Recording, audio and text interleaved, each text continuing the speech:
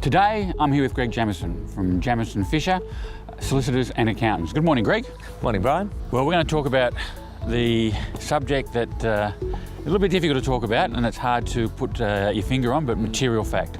What is a material fact? Okay, Brian, a material fact is a matter that affects the property, okay? It can be something that a reasonable search cannot find, like you go to the council and find out if there's building approvals, you can find out if there's road widening, but there's no register you can go to find out whether there's been a serious crime committed at the property or whether somebody's passed away at the property.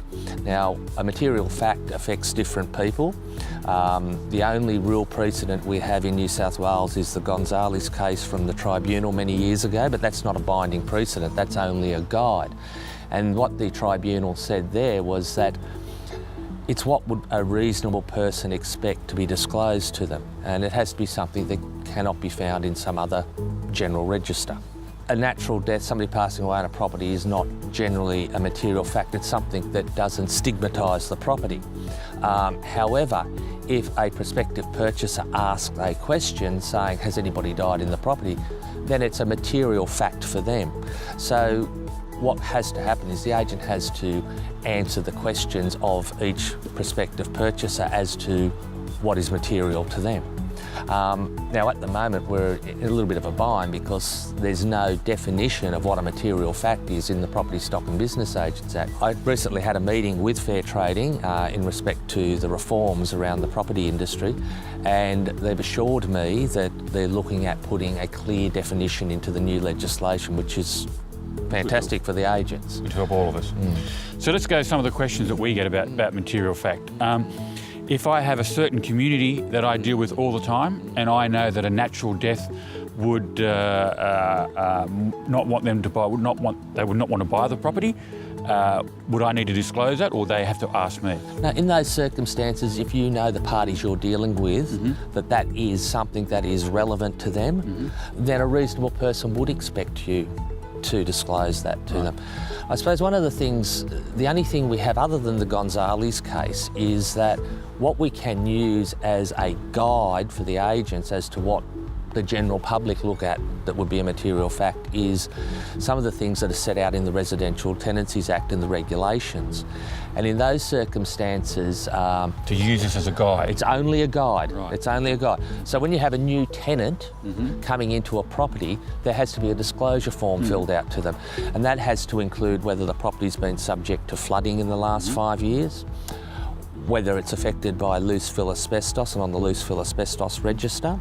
Some of the other things include whether there's any significant health and safety issues, and I suppose one of those off the top of my head might be it had previously been a meth lab or something like that. And also whether the property had been the scene of a serious crime in the last 5 years. Now that's putting a 5-year cap on it. Yeah, that's why I want to go there. And does that help salespeople? No, it doesn't, because again, it comes back down to this is for the Residential Tenancies Act. It's only a guide for you to take into consideration. Well, some other questions we get. If I know that there's a sex offender living in the street, is that a material fact? It's an interesting one, and it then raises issues of privacy. It does. Again, does it affect that property, and is that matter raised? It's a very vexed question, and honestly, nobody has the true answer to it. If next door neighbour has applied to council to put a second story on, and the DA's not approved yet? Again, somebody is in the house and looks out the window and said, what fabulous views, and you as an agent know that there is an intention for the person next door to put on a second story, and that's a material fact. There's actually a number of old Australian consumer law cases on this very point, that as soon as a person raises an issue about the property, such as the view, it becomes a material fact.